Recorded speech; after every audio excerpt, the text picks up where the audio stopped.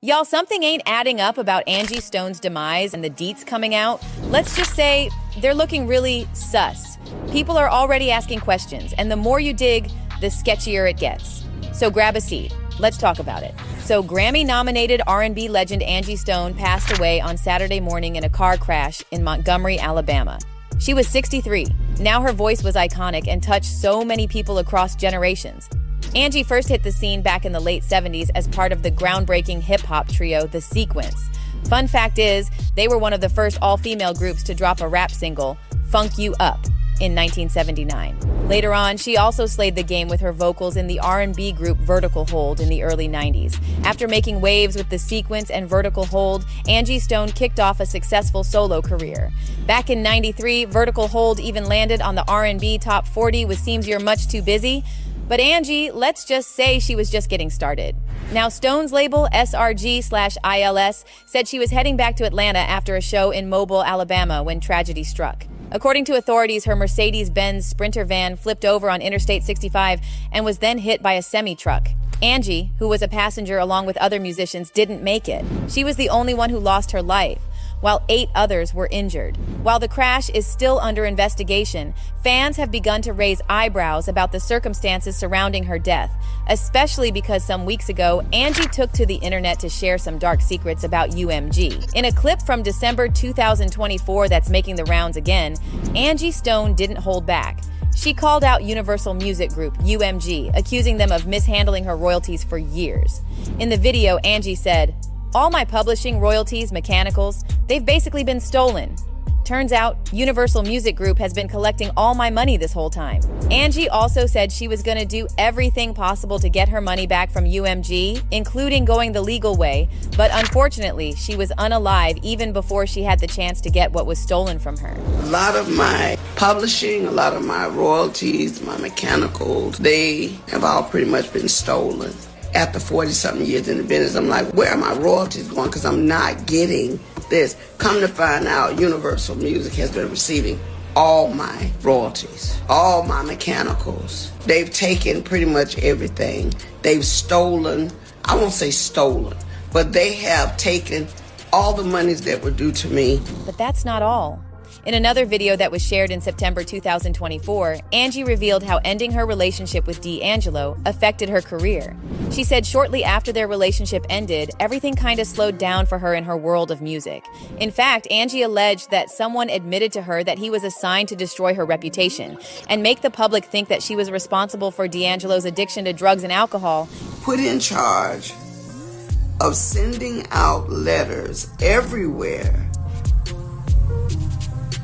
to make people think that I was the cause of him being exposed to alcohol, to drugs, to everything that could have gone wrong. And if y'all think you've heard it all, you haven't. Now, Angie added that the music industry did not only destroy her reputation, but it also made sure to end her career so that she could no longer go on tours and concerts. Interestingly, Angie said there were many secrets that she was going to reveal with time, including recording everything she experienced in the industry.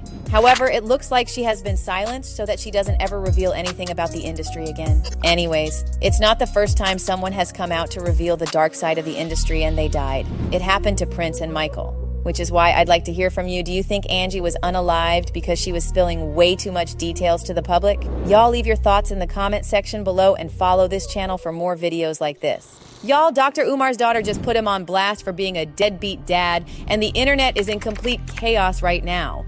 So grab your popcorn because we need to get into the deets of this messy drama ASAP. So everyone is out here calling Dr. Umar a fraud after his own daughter just called him out for being the very thing he's always advocating against: broken homes and deadbeat dads. Hey TikTok, so I just wanted to come on here with a small short announcement. I just want to start this video off by saying I'm not trying to get clout. I literally just want to have a conversation with my father. I mean, picture this. You're 22 and all your life you've never had a relationship with your father. But somehow you always see him preaching all over the internet about how black men should step up and stop creating broken homes. So you decide to text him, hoping for the bare minimum, a simple father-daughter convo. But instead, you get ignored for days. And when you finally call him out publicly, he tries to gaslight you, claiming you're just using him to boost your failing career as a streamer. And not just that, he flips the script, blaming it all on your mother as the reason he never had a relationship with you from the jump.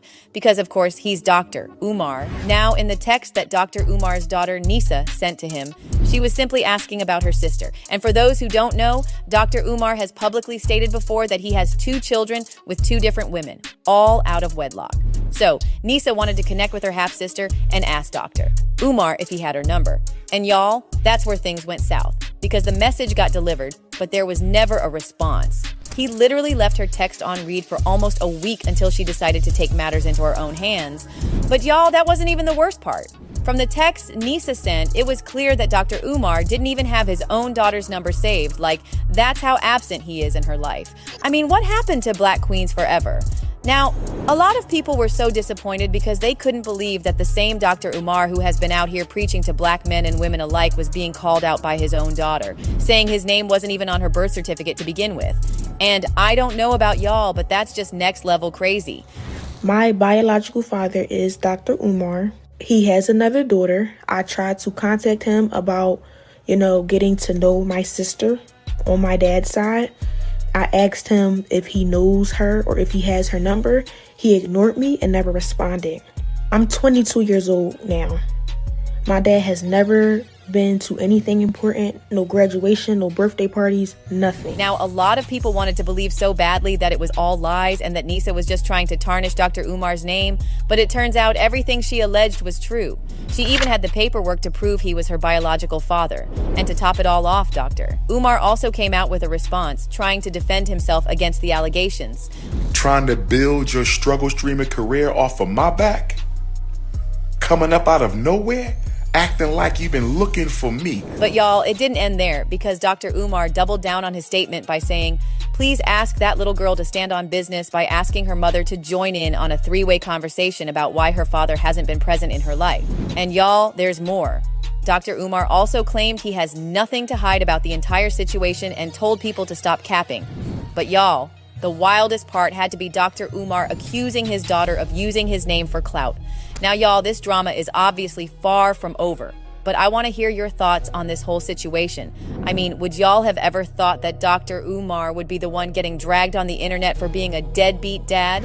Whew! Make sure to drop your thoughts below, and until next time, keep watching this space for more messy celebrity drama like this.